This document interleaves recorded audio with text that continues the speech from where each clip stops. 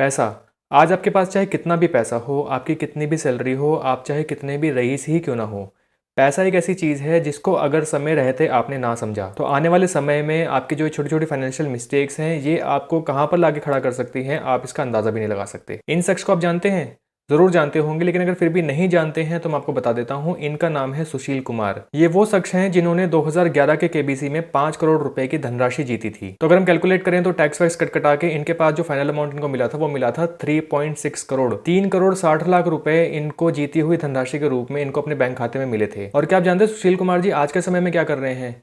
इनके घर में आज के समय में 3 या 4 गाय भैंसे हैं जिनका दूध बेच के आज ये अपना गुजारा कर रहे हैं। यानी कि महज 10 साल में, और 10 साल में भी नहीं, ये न्यूज़ काफ़ी पुरानी है, यानी कि सन 2011 में 3 करोड़ 60 लाख रुपए जीतने के बाद सिर्फ 7 से 8 साल के अंदर अंदर ये बिल्कुल बैंकरप्ट हो चुके हैं। और इनकी बैंकरप्सी का सिर्फ एक ही रीजन है, वो है फाइनेंशियल मिस्टेक्स। तो फाइनेंशियल मिस्टेक एक ऐसी चीज़ है कि मैं ये नहीं कह रहा हूँ कि आपको ये सड़क पे ले आएगी, आपको बहुत ज़्यादा गरीब बना देगी।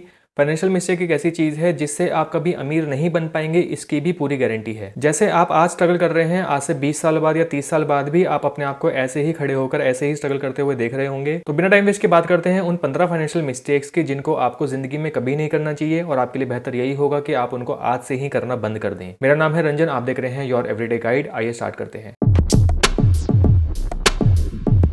तो 15 मिस्टेक्स में से सबसे पहली मिस्टेक आ जाती है keeping money in savings bank account. तो ये पॉइंट मैंने सबसे पहले इसलिए रखा है क्योंकि ये एक मोस्ट कॉमन मिस्टेक है। आप अगर पैसा कमा रहे हैं, आपकी इनकम आ रही है, तो वो इनकम सबसे पहले कहाँ जाती है? वो इनकम सबसे पहले जाती है आपके सेविंग्स बैंक अकाउंट में। ऑब्वियसली आप अपना पैसा कैश के रूप में घर में तो रखेंगे नहीं, क्योंकि वो सेफ नहीं है और ना ही उस पर कोई इंटरेस्ट मिलता है। तो एक कॉमन मैन के हिसाब से सबसे सेफ जगह जो उसको लगती है अपना पैसा रखने के लिए, वो रखती है सेविंग्स बैंक अकाउंट में। तो अगर आपने अपनी आज तक की सारी कमाई सेविंग्स बैंक अकाउंट में इकट्ठा करके रखी हुई है तो इससे बड़ी बेवकूफ़ी आप नहीं कर सकते। सॉरी, मुझे थोड़ा ब्लंट होकर कहना पड़ रहा है, लेकिन यही सच्चाई है। आपकी पहली कमाई चाहे 5 साल पहले आई थी या 5 दिन पहले, अगर आपने अपनी सारी कमाई, अपनी सारी मेहनत की कमाई सेविंग्स बैंक अकाउंट में सड़ने के लिए छोड़ दी है तो ये आपको कहीं भी लेकर नहीं जाएगी। क्योंकि सेविंग्स बैंक अकाउंट में पैसा रखने से आपको रिटर्न में क्या मिलता है? आपको मिलता है 2.75% का पर एनम का इंटरेस्ट। क्या आप जानते हैं कि अगर इसी पैसे को आप किसी सही जगह पर इन्वेस्ट करके रखते हैं तो आपको कितना रिटर्न मिलेगा? आपको मिलेगा कम से कम 8 से 10% का रिटर्न। और ज्यादा से ज्यादा कितना रिटर्न मिलेगा, इसकी कोई लिमिट नहीं है। अगली मिस्टेक आ जाती है कीपिंग मनी इन एफडी और आरडी। एफडी का मतलब फिक्स डिपॉजिट, आरडी का मतलब रिकरिंग डिपॉजिट। तो अगली गलती अगर कोई इंसान आज के समय में कर सकता है तो वो ये कि आप अपनी सारी कमाई या कमाई का थोड़ा सा हिस्सा एफडी के रूप में इन्वेस्ट करके रख देते हैं। अब आप कहेंगे कि फिक्स डिपॉजिट में क्या दिक्कत है? फिक्स डिपॉजिट में तो हमारे पिताजी भी पैसा रखते आए थे, हमारे पिताजी के पिताजी भी पैसा रखते आए थे, और फिक्स डिपॉजिट में तो इंटरेस्ट भी अच्छा खासा मिल जाता है। तो अगर आपने अपना पैसा एफडी में रखा हुआ है तो ये फिर से एक बहुत ही खराब डिसीजन होगा, क्योंकि एफडी से रिटर्न में आपको क्या मिलता है? एफडी का इंटरेस्ट रिटर्न कितना है? शायद 4.9% होगा, या हो सकता है कोई बैंक आपको 5% या 5.25% का रिटर्न दे रहा हो। लेकिन क्या आप करंटली इंडिया का इन्फ्लेशन रेट जानते हैं? इंडिया का करंटली इन्फ्लेशन रेट जो है वो है 5.98% का। यानी कि जहां एफडी में आपको 5% या 5.25% का रिटर्न मिल रहा है, वहीं महंगाई आपकी जेब से 5.98% निकाल लेती है। तो भाई आप तो नेगेटिव में चल रहे हैं। तो आप खुद सोचिए कि एफडी में पैसा इन्वेस्ट करने से आप गरीब नहीं बनेंगे तो और क्या बनेंगे? सकी सैया तो खूब ही कमात है, महंगाई डायन खाया जात है। तीसरी मिस्टेक आ जाती है victim of lifestyle creep. Market में आया सबसे महंगा फोन खरीदना, अरे आईफोन 13 का लेटेस्ट मॉडल लॉन्च हुआ है, गजब का है, अगर उसको खरीद के मैं हाथ में लेके घूमूंगा तो मतलब लोग बहुत ज्यादा इंप्रेस हो जाएंगे, देखते ही रह जाएंगे। अरे मैं तो 54 इंच का अल्ट्रा हाई डेफिनेशन टीवी खरीदूंगा, गेम्स खेलने में बहुत मजा आएगा, वीडियोस देखने में बहुत मजा आएगा। एक महंगी कार खरीदना, महंगी बाइक खरीदना, क्योंकि फेसबुक वाले दोस्त ने भी यही वाली बाइक खरीदी है। महंगे कपड़े पहन के फोटो खिंचवाना क्योंकि वो बहुत कूल लगता है। एक नई साड़ी या नया लहंगा खरीदना क्योंकि बुआ की बेटी की शादी है तो पिक्चर्स बहुत अच्छी आएंगी। एक कॉस्टली वेकेशन पे जाना क्योंकि दोस्त भी लगातार फोटोज फेसबुक पे अपलोड कर रहे हैं। तो इन सब चीजों को बोलते हैं लाइफस्टाइल क्रीप, यानी कि आप बिना वजह अपना पैसा खर्च कर रहे हैं सिर्फ इसलिए क्योंकि आप भी अपनी फोटोज पोस्ट करना चाहते हैं। चौथी मिस्टेक आ जाती है over buying things on discount. ये जो डिस्काउंट्स आते रहते हैं ना, ये डिस्काउंट्स कुछ नहीं है, सिर्फ एक ट्रैप है। क्या आपको पता है कि जितना फायदा इन कंपनीज का रिटेल रेट में सामान बेच के नहीं होता, उससे कई गुना ज्यादा फायदा इन कंपनीज का डिस्काउंट में सामान बेचने से हो जाता है? क्योंकि आप लोग वो चीजें डिस्काउंट में ले लेते हैं जिनकी आपको इमीडिएट रिक्वायरमेंट नहीं है। क्योंकि डिस्काउंट आ गया है, 30-40% का डिस्काउंट मिल रहा है, तो आप बेकार में ही ये सब चीजें परचेस कर लेते हैं। पांचवी मिस्टेक आ जाती है नॉट अंडरस्टैंडिंग द यूजेज और पावर ऑफ क्रेडिट कार्ड। ये पॉइंट मैं अपनी हर एक क्रेडिट कार्ड से रिलेटेड वीडियो में कहता आया हूं कि क्रेडिट कार्ड को इस्तेमाल करना सीख लीजिए। तो इसी वीडियो के सबसे पहले पॉइंट में मैंने आपसे कहा था कि अपने सेविंग्स बैंक अकाउंट में पैसा ना रखें, बेटर यही होगा कि आप उस पैसे को इन्वेस्ट करके रखें।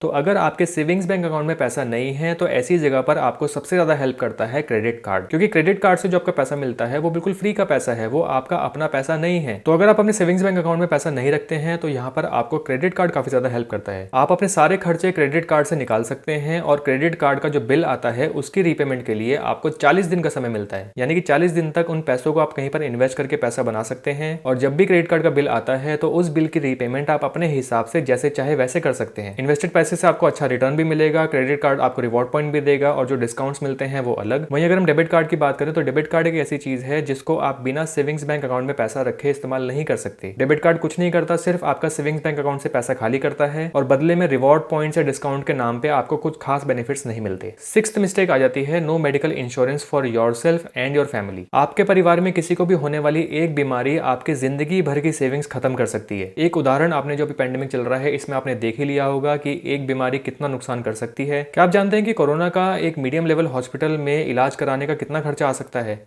ये आ सकता है 5 लाख से लेके 7.5 लाख रुपए तक का खर्चा सिर्फ 10 दिन का। और ये है नॉर्मल केस की बात। अगर हम क्रिटिकल केस की बात करें तो आप उसका अंदाजा भी नहीं लगा सकते कि ये आपका कितना खर्चा करवा सकता है। यह है इंडिया टुडे की एक रिपोर्ट जिसमें इन्होंने एक सुपर स्पेशलिटी हॉस्पिटल में होने वाले एक्सपेंस के बारे में बताया था। तो आप खुद देख लीजिए कि सिर्फ 14 दिन का एक इलाज एक कॉमन मैन की जेब से 7.5 लाख रुपए तक निकाल सकता है। तो एक बार आप खुद सोच लीजिए कि ये जो 7.5 लाख रुपए का खर्चा है एक बीमारी के ऊपर, अगर आप इसको कमाने खड़े होंगे तो आपको कितना समय लग जाएगा। तो अपना और अपने परिवार का मेडिकल इंश्योरेंस ना करवाना आप खुद सोच लीजिए आपको कहां पे लाके खड़ा कर सकता है। सातवीं मिस्टेक आ जाती है नो फाइनेंशियल प्लान्स। आपकी अर्निंग स्टार्ट हुई हो चाहे ना हुई हो, लेकिन अगर आपके पास एक फाइनेंशियल प्लान नहीं है, यानी कि आप कितना पैसा कितनी उम्र तक कमाना चाहते हैं, कितना पैसा आप सेव करके रखना चाहते हैं अपने रिटायरमेंट के लिए, जितना भी पैसा आप आज के टाइम पे कमा रहे हैं उस पैसे से आप और पैसा कैसे बना सकते हैं, अपना खुद का घर कब तक खरीदना चाहते हैं, अगर आपने घर खरीद लिया है और उसकी EMI जा रही है तो उस EMI को एज सुन एज पॉसिबल आप कब तक खत्म करना चाहते हैं, अपने बच्चों के लिए आपने फाइनेंशियल प्लानिंग क्या की है, उनकी एजुकेशन, उनकी हायर एजुकेशन कहाँ से होने वाली है, कैसे होने वाली है, वो पैसा कहाँ से आएगा, इमरजेंसी फंड्स कहाँ से आएंगे, अगर आपके पास जो आज जॉब है अगर ये जॉब्स आपके हाथ से आज निकल जाए, आप जॉबलेस हो जाएं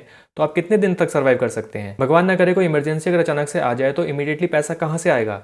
इसीलिए मैंने कहा था कि क्रेडिट कार्ड की पावर को समझो। तो अगर इस तरह के प्लान्स आपने अभी तक नहीं किए हैं, आपने इन चीजों के बारे में नहीं सोचा है, तो कब सोचोगे? गरीब हो जाने के बाद। आठवीं मिस्टेक आ जाती है spending money on marriages. Indian family में जनरली आपने सुना होगा, अरे मेरी तो एक ही बेटी है तो इसकी शादी धूमधाम से होनी चाहिए, अरे मेरा तो एक ही बेटा है तो इसकी शादी बहुत धूमधाम से होनी चाहिए, 3 बच्चों में एक ही बेटी है तो इसकी शादी धूमधाम से होनी चाहिए। यानी कि अपनी जिंदगी भर की कमाई सिर्फ एक दिन में खर्च कर देना, वो भी सिर्फ लोगों को टिक्की गोलगप्पे या दाल मखनी खिलाने के लिए। और जब फाइनली शादी ओवर हो जाती है, आपकी जिंदगी भर की सारी कमाई खत्म हो जाती है, तो बदले में आपको रिश्तेदारों से क्या सुनने को मिलता है? मुझे नहीं लगता कि मुझे बताने की नीड है, आप समझदार हैं, आप जानते हैं। तो शादियों में जिस तरीके से पैसा बहाया जाता है, मुझे लगता है कि फाइनेंशियली होने वाली मिस्टेक्स में से सबसे बड़ी मिस्टेक तो यही है। 9th मिस्टेक आ जाती है not understanding the difference between assets and liabilities. Assets मतलब वो सब चीजें जो आपको पैसा बना के दें। Assets put money in your pocket. अगर आप आज कुछ भी करना बंद कर दें तो एसेट्स आपको लगातार पैसा बना के देते रहेंगे। वहीं लायबिलिटीज वो चीज होती है जो आपके पॉकेट से पैसा निकाल रही है, आपके पॉकेट खाली कर रही है। लोग अक्सर सोचते हैं कि घर खरीद लिया तो ये एक एसेट है। अरे वो एसेट कैसे हुआ? आपने जो घर खरीदा है वो लोन लेके खरीदा है और उस लोन की रीपेमेंट भी आपको करनी है। घर में आप रह रहे हैं तो उसको मेंटेन करके भी रखना पड़ेगा। घर में वेयर एंड टेयर होते रहते हैं, कुछ ना कुछ खर्चे आते रहते हैं। तो घर एक ऐसी चीज है जो आपकी पॉकेट से पैसा निकालता है। तो जिस घर में आप रह रहे हैं वो घर एक एसेट नहीं है, वो घर एक लायबिलिटी है जो आपकी पॉकेट से पैसा निकाल रहा है। लोग सोचते हैं कार खरीद ली तो कार एक एसेट है। कार एक एसेट नहीं है, कार एक लायबिलिटी है। जैसे ही आप कार को लेकर शोरूम से बाहर निकलते हैं तो उस कार की वैसे ही 1.5 से 2 लाख रुपए की कीमत कम हो जाती है। और गलती से कार कहीं ठुक जाए, टकरा जाए, कोई एक्सीडेंट हो जाए, छोटी मोटा स्क्रैच भी पड़ जाए तो वो आपकी पॉकेट खाली करता है। और घर में खड़ी कार आपको पैसा कमा के तो देगी नहीं।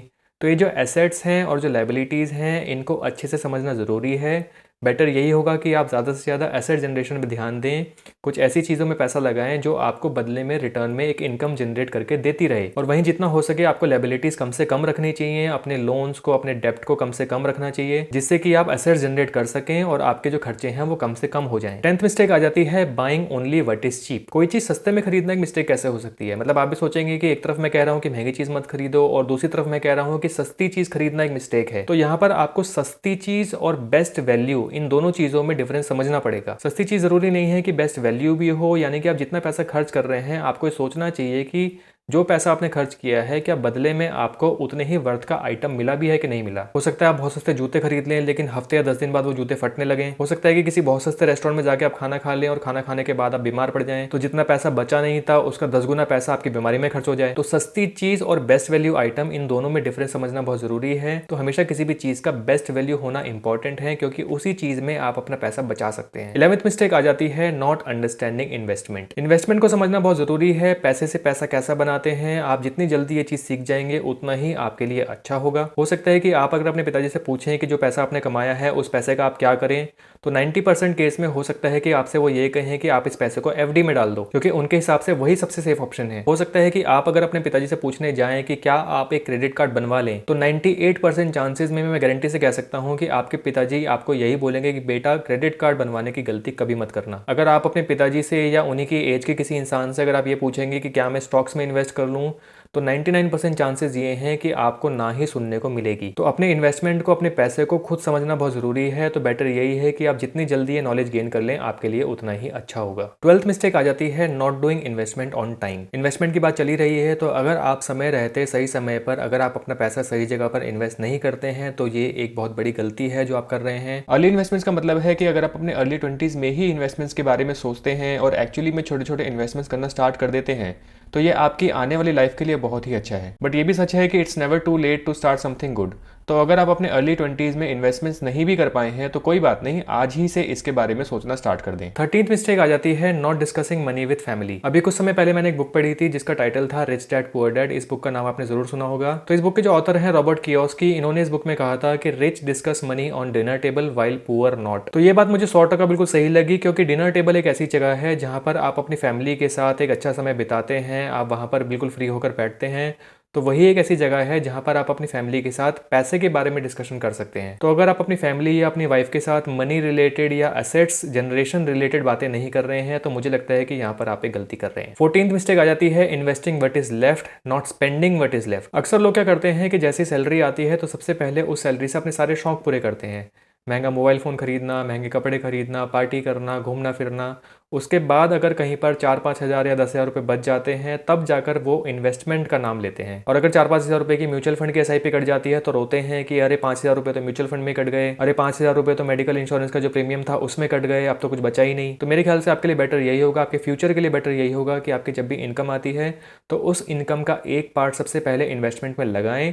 उसके बाद जो पैसा बचता है उस पैसे को आप अपने हिसाब से जहां पर भी आप खर्चा करना चाहते हैं, जो भी आप अपने शौक पूरा करना चाहते हैं, आप वो शौक पूरे करें। Last but not least 15 mistake आ जाती है spending too much time on social media. आपको क्या लगता है मेरे चैनल पे 10 महीने बाद भी 10,000 सब्सक्राइबर भी पूरे क्यों नहीं हो पाए? और वहीं अगर हम एंटरटेनमेंट, कॉमेडी या गेमिंग चैनल्स की बात करते हैं तो विद इन 1 मंथ उनके पास लैक्स ऑफ सब्सक्राइबर आ जाते हैं, क्योंकि जिंदगी से ज्यादा जरूरी एंटरटेनमेंट हो गया है। दोस्तों मैं आपको बता दूं कि सोशल मीडिया एक ऐसी चीज है जो धीमे धीमे आपके दिमाग को बिल्कुल नम कर रही है, बिना किसी इंजेक्शन के आपके दिमाग को सुन कर रही है और आपको अंदाजा भी नहीं है। आपको पता ही नहीं चलता कि कितनी बड़ी पैसा बनाने की अपॉर्चुनिटी आपके सामने से निकल जाती है, कितनी अच्छी जॉब आपके सामने से निकल जाती है, लेकिन आपको जो पूरा ध्यान है वो सिर्फ और सिर्फ सोशल मीडिया में या उल जलूल वीडियोस और इन सब चीजों में लगा रहता है। मेरे ख्याल से आपके लिए बेटर यही होगा कि अपने स्मार्टफोन में थोड़ी सी स्मार्टनेस दिखाएं और अपने इंटरनेट और पैसे का सही इस्तेमाल करें। तो दोस्तों ये जो 15 चीजें मैंने आप लोगों को बताई हैं, जो 15 मिस्टेक्स आप लोगों के साथ शेयर की हैं, इनमें से बहुत सी ऐसी मिस्टेक हैं जो पिछले 5-10 साल में मैंने खुद अपनी लाइफ में की हैं, जो मुझे लगता है कि समय रहते अगर कोई मुझे बता देता, कोई गाइड कर देता तो हो सकता है कि ये मिस्टेक्स मैं अपनी लाइफ में ना करता। और बहुत सी मिस्टेक्स ऐसी हैं जो मेरे दोस्तों ने और मेरे खुद के परिवार में बहुत से लोगों ने ये मिस्टेक्स की हैं,